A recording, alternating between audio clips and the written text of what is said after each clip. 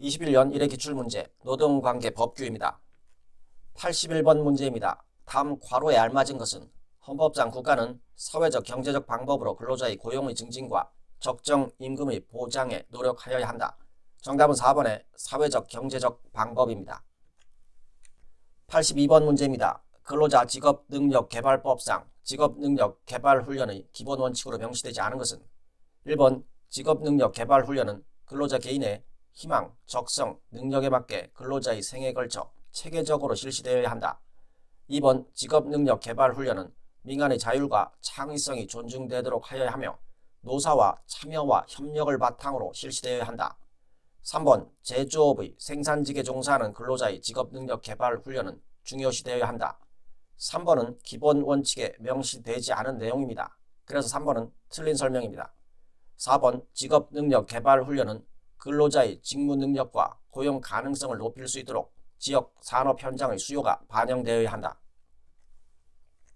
83번 문제입니다. 근로기준 법령상 고용노동부 장관에게 경영상의 이유에 의한 해고 계획의 신고를 할 때 포함해야 하는 사항이 아닌 것은 1번 퇴직금, 2번 해고 사유, 3번 해고 일정, 4번 근로자 대표와 협의한 내용.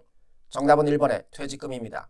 경영상의 이유에 의한 해고 계획의 신고 시 포함되어야 하는 사항으로는 해고 사유, 해고 예정 인원, 근로자 대표와 협의한 내용, 해고 일정입니다.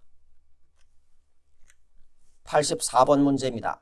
고용상 연령차별 금지 및 고령자 고용 촉진에 관한 법령상 제조업의 고령자 기준 고용률은 정답은 1번에 그 사업장의 상시 근로자 수의 100분의 2에 해당합니다. 85번 문제입니다. 남녀 고용평등과 일가정 양립 지원에 관한 법령상 육아휴직에 관한 설명으로 틀린 것은 1번 육아휴직의 기간은 1년 이내로 한다. 2번 육아휴직 기간은 근속기간에 포함한다. 3번 기간제 근로자의 육아휴직 기간은 사용기간에 포함된다. 기간제 근로자의 육아휴직 기간은 사용기간에서 제외됩니다. 그래서 3번은 틀린 설명입니다. 4번 육아휴직 기간에는 그 근로자를 해고하지 못한다. 86번 문제입니다. 근로자 퇴직급여 보장 법령상 퇴직금이 중간정산 사유에 해당하지 않는 것은 1번 무주택자인 근로자가 본인 명의로 주택을 구입하는 경우, 2번 사용자가 기존의 정년을 보장하는 조건으로 단체 협약을 통하여 일정 나이를 기준으로 임금을 줄이는 제도를 시행하는 경우, 3번 3개월 이상 요양을 필요로 하는 근로자, 배우자의 질병에 대한 의료비를 해당 근로자가 본인 연간 임금 총액의 1,000분의 115를 초과하여 부담하는 경우, 6개월 이상 요양을 필요로 하는 근로자, 배우자의 질병에 대한 의료비를 해당 근로자가 본인 연간 임금 총액의 1,000분의 125를 초과하여 부담하는 경우입니다. 그래서 3번은 틀린 설명입니다. 4번 퇴직금 중간정산을 신청한 날로부터 거꾸로 계산하여 5년 이내에 근로자가 채무자 회생 및 파산에 관한 법률에 따라 파산 선고를 받은 경우. 87번 문제입니다. 고용보험 법령상 육아휴직 급여에 관한 설명이다. 괄호에 들어갈 내용에 옳게 연결된 것은 육아휴직 시작일로부터 3개월까지는 육아휴직 시작일을 기준으로 한 월 통상임금의 100분의 80에 해당하는 금액, 육아휴직 4개월째부터 육아휴직 종료일까지는 육아휴직 시작일을 기준으로 한 월 통상임금의 100분의 50에 해당하는 금액. 그래서 정답은 4번의 80, 50입니다. 88번 문제입니다. 직업안정 법령상 근로자 공급 사업에 관한 설명으로 틀린 것은 1번 누구든지 고용노동부 장관의 허가를 받지 아니하고는 근로자 공급 사업을 하지 못한다. 2번 국내 근로자 공급 사업은 노동조합 및 노동관계 조정법에 따른 노동조합만이 허가를 받을 수 있다. 3번 국외 근로자 공급 사업을 하려는 자는 1천만 원 이상의 자본금만 갖추면 된다. 국외 근로자 공급 사업을 하려는 자는 1억 이상의 자본금과 2명 이상이 상담할 수 있는 국내의 독립된 공간의 사무실을 갖추어야 합니다. 그래서 3번은 틀린 설명입니다. 4번 근로자 공급 사업 허가의 유효기간은 3년이다. 89번 문제입니다. 남녀 고용평등과 일가정 양립 지원에 관한 법령상 배우자 출산 휴가에 관한 설명으로 틀린 것은 1번 사업주는 근로자가 배우자 출산 휴가를 청구하는 경우에 10일의 휴가를 주어야 한다.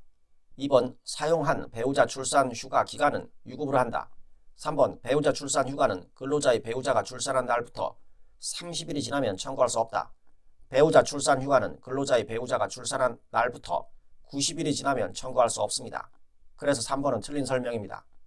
4번 배우자 출산 휴가는 1회에 한정하여 나누어 사용할 수 있다. 90번 문제입니다. 고용보험 법령상 심사 및 재심사 청구에 관한 설명으로 옳지 않은 것은 1번 실업급여에 관한 처분에 이의가 있는 자는 고용보험 심사관에게 심사를 청구할 수 있다. 2번 심사 및 재심사의 청구는 시효 중단에 관하여 재판상의 청구로 본다. 3번 재심사 청구인은 법정 대리인 외에 자신의 형제 자매를 대리인으로 선임할 수 없다.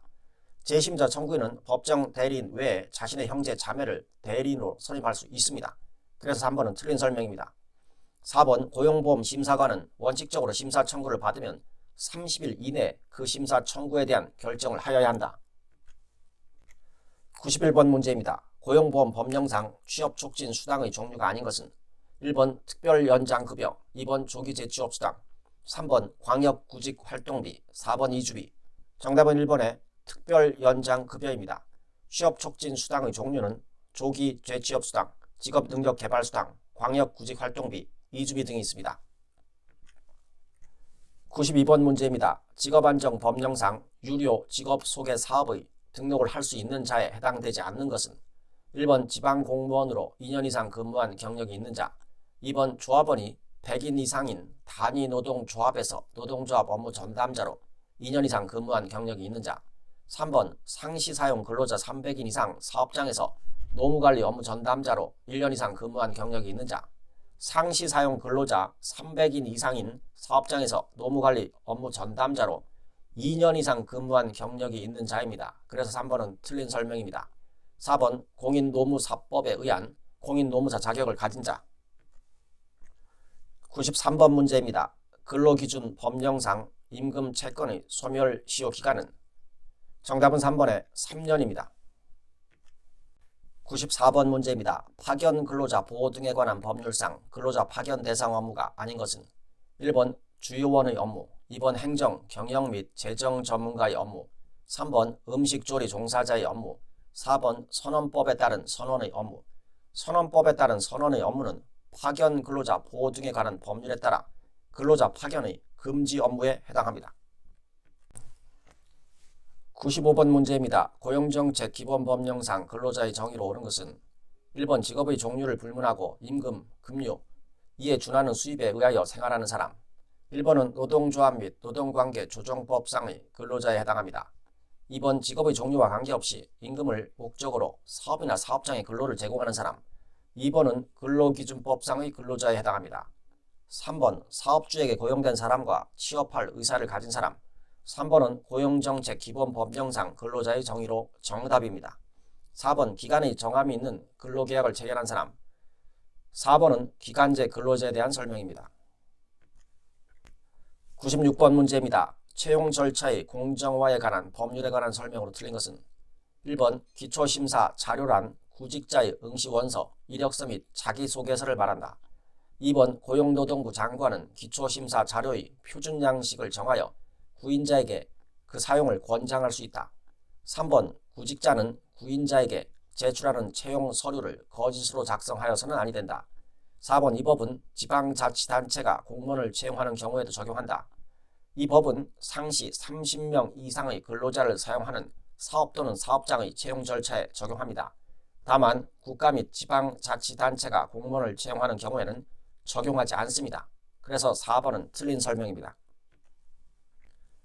97번 문제입니다. 근로기준 법령상 취업규칙에 관한 설명으로 틀린 것은 1번 상시 10명 이상의 근로자를 사용하는 사용자는 취업규칙을 작성하여 고용노동부 장관에게 신고하여야 한다. 2번 사용자는 취업규칙의 작성 시 해당 사업장에 근로자의 과반수로 된 노동조합이 있는 경우에는 그 노동조합의 동의를 받아야 한다. 사용자는 취업규칙의 작성 시 해당 사업장에 근로자의 과반수로 조직된 노동조합이 있는 경우에는 그 노동조합의 의견을 들어야 합니다. 다만 취업규칙을 근로자에게 불리하게 변경하는 경우에는 그 동의를 받아야 합니다. 그래서 2번은 틀린 설명입니다. 3번 고용노동부 장관은 법령이나 단체 협약에 어긋나는 취업규칙의 변경을 명할 수 있다.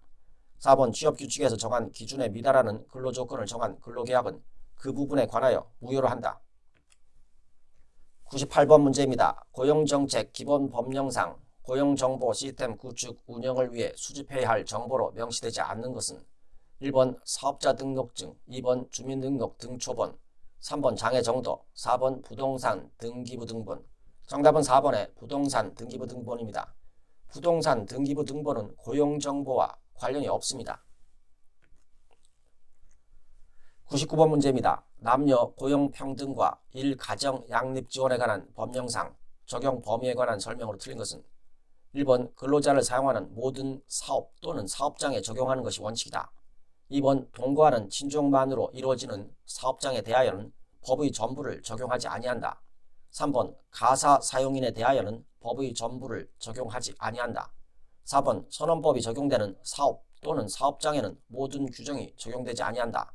남녀 고용 평등과 일가정 양립 지원에 관한 법률은 근로자를 사용하는 모든 사업 또는 사업장에 적용이 됩니다. 그래서 4번은 틀린 설명입니다.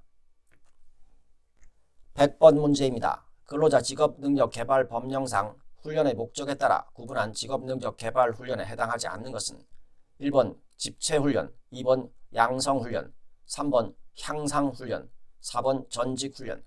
정답은 1번의 집체훈련입니다. 집체훈련은 훈련의 실시 방법에 따른 구분입니다. 훈련의 목적에 따른 구분은 양성훈련, 향상훈련, 전직훈련입니다. 이상입니다. 감사합니다.